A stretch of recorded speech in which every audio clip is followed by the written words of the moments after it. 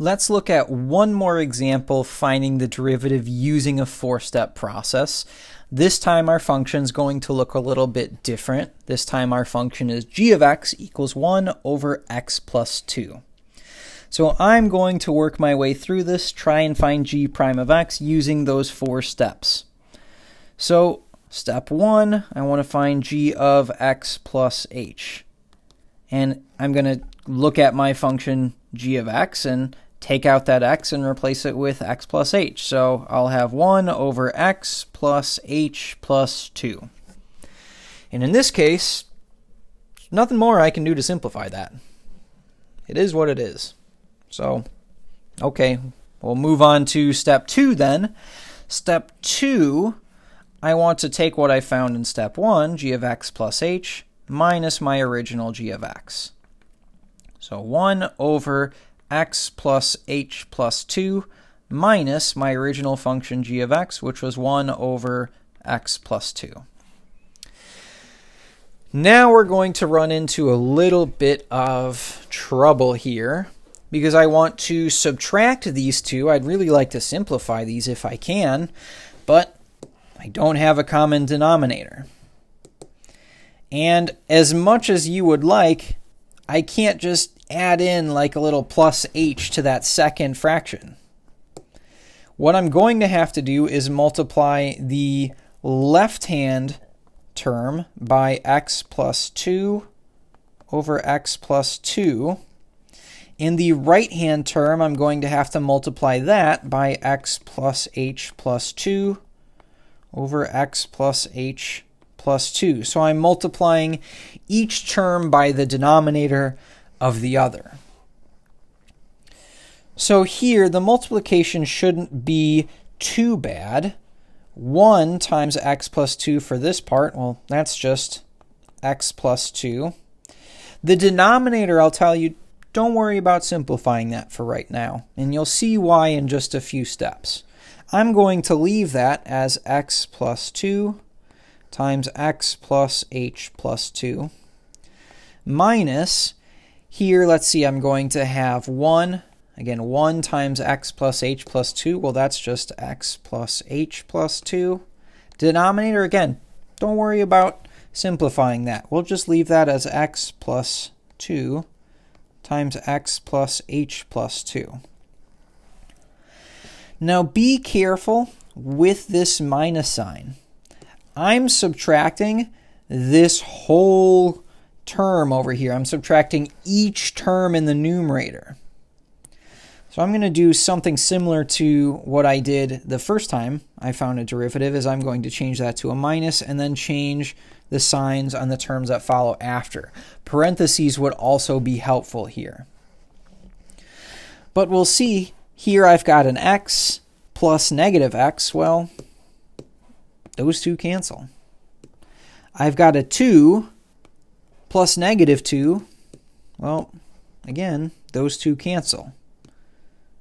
So I'm left with negative h divided by x plus 2 times x plus h plus 2. Nothing more I can really do to simplify that. So let's move on to our third step. Step number 3, I want to divide by h. So I'm going to take what I've found so far and divide that by h. So what I found last time, negative h over x plus 2 times x plus h plus 2. Divide that whole thing by h. And boy, doesn't this just look kind of ugly. I've got fractions inside of fractions, and I just don't like that. So rather than have these fractions inside of fractions and have to think about it that way, fractions I can think about as division.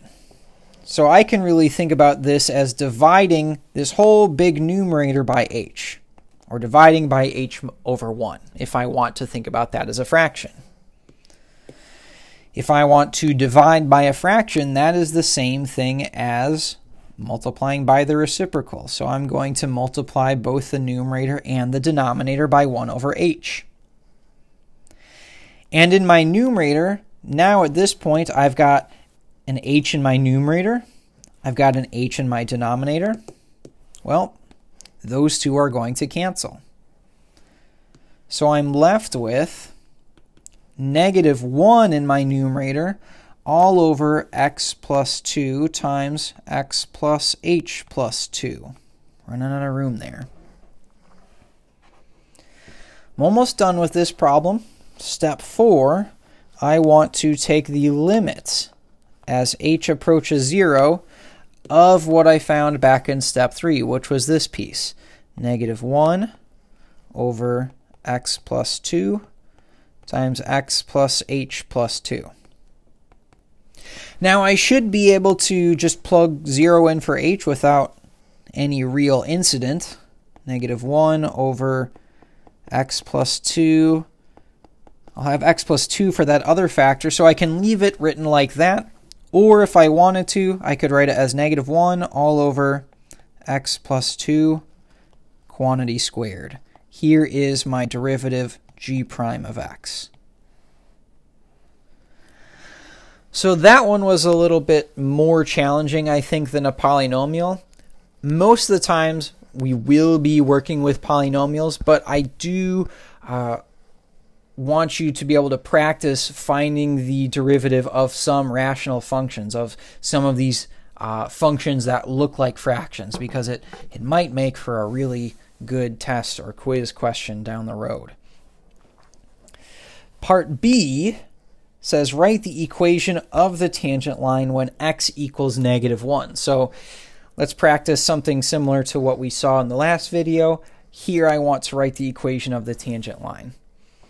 Most of the hard work, or the hardest work for that question, though, is already done. The hardest part of that is really finding the derivative. I need to find a y value, and I need to find a slope. You can find them in any order you'd like. Let's start with the y value first. To find the y value, I'm going to take -1 and plug that into my original function, which my original function was, I scroll back up here, 1 over x plus 2.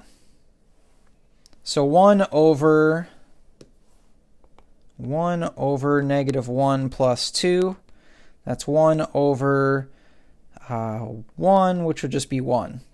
So my y value is 1. To find the slope, I want to take -1 and plug that into the derivative that I found in part A. So the slope of the tangent line is g prime of -1 equals -1 divided by -1 plus 2 squared. That's -1 over 1 squared, -1 over 1, which is -1. So my slope is -1. At this point, I have my x value, I have my y value, I have my slope. We're ready to write the equation of our tangent line. So I'm going to use point slope form again. Y minus y1, which is 1, equals m, -1, times x minus my x coordinate. Here my x coordinate is -1. Be careful with your negative signs. We're just going to solve this for y. So y minus 1 equals -x minus 1. Adding 1 over to the other side, I end up with y equals x. So that is our equation of the tangent line when x equals -1.